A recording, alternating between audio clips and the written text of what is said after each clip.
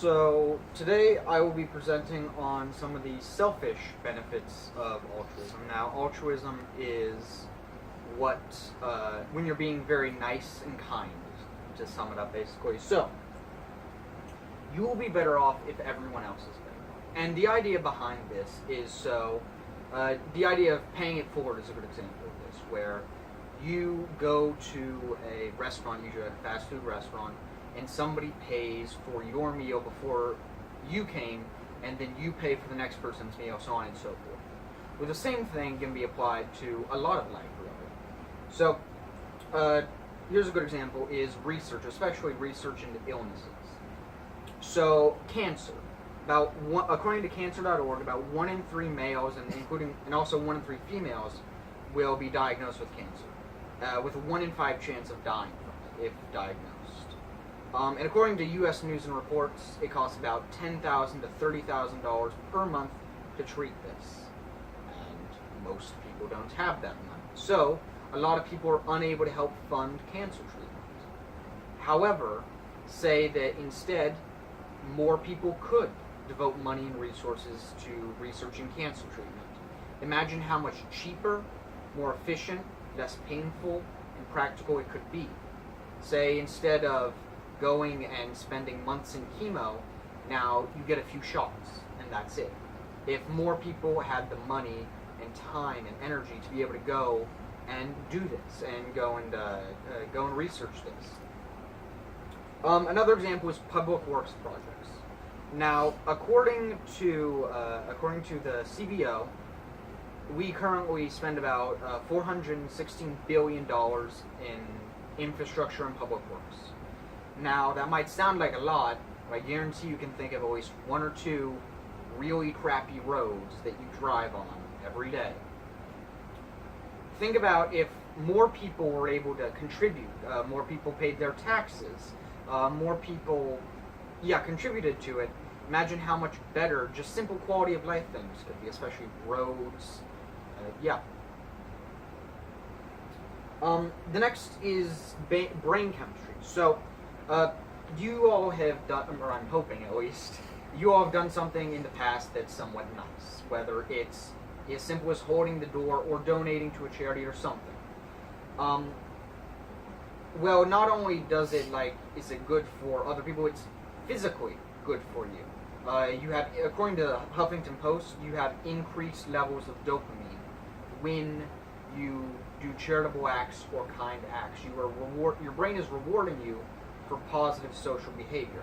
Now that stems from when in tribal days you helped somebody else, most of the time they helped you back.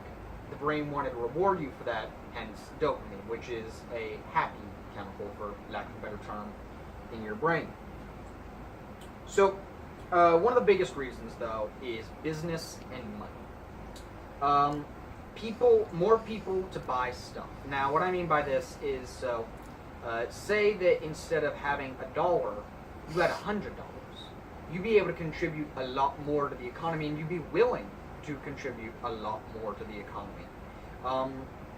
A lot of the times, the homeless is thought of a burden. It's usually kind of a problem in a lot of society. Now, there are many ways to address such things. Altruism is one of them. Now, think about how much of a less strain there will be on the welfare system if people were overall more kind and generous. Now, when I say that, I don't mean when you see the next homeless guy, give him $100, but I do mean be more kind. It usually goes a long way. There's a reason it's the golden rule.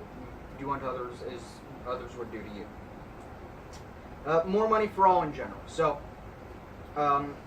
I don't think you all have freelanced or entrepreneur before, but if you are doing that, it is hard.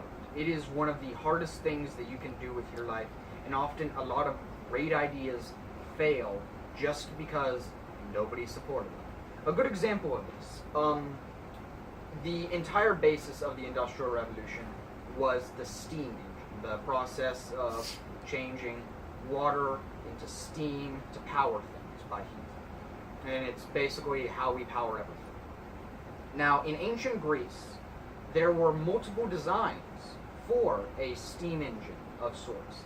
However, nobody invested, they never took off, and here we are, we're still monkeys. So that's just one example of how a lot of great ideas fail because people just kind of are selfish, and they look at short-term gain as opposed to long-term gain, which is often greater. And another example of this is the stock market. Now, I know that is a horrible topic always to anyone who's not a business major, and even them. But so according to CNN, last year the stocks were going up and booming. And now, whether or not you saw it personally, the economy did get a bit better.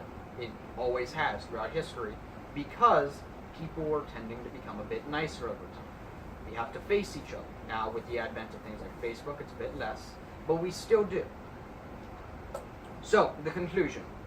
You will be better off if everyone else is better off. Our brains evolved to be both reward altruism and to ignore it at the same time. We're very complex creatures, unfortunately.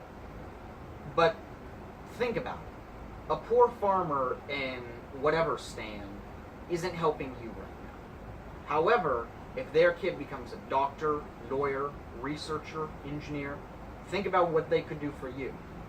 Thank you.